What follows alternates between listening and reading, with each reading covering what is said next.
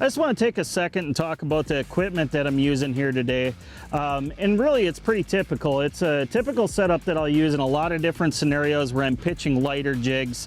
Whether I'm using artificials or live minnows, really doesn't matter. The rod setup that I'm using here is a 6'8" medium extra fast action Johnny Morris Signature Series rod. Nice backbone to it, really fast tip, paired with the smaller size spinning reel. This is a 2000 size Johnny Morris spinning reel right here. Main line's gonna just be 10-pound fire line, and then I pair that with a 10-pound fluorocarbon leader. The jig is a phenomenal choice. This is a Berkeley hybrid jig head. 3/16 ounce is what I have on.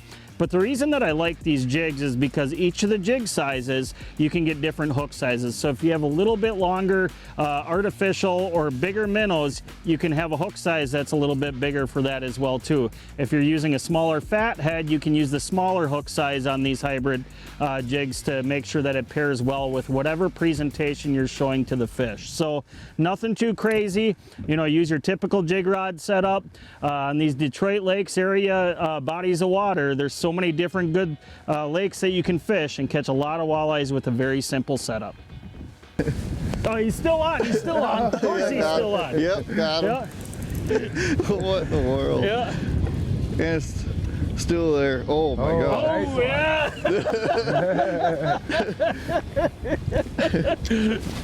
Nice. Shoot.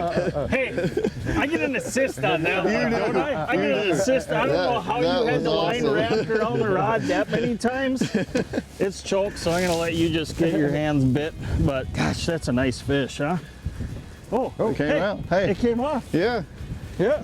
It hurt. Look at that. That's a solid fish.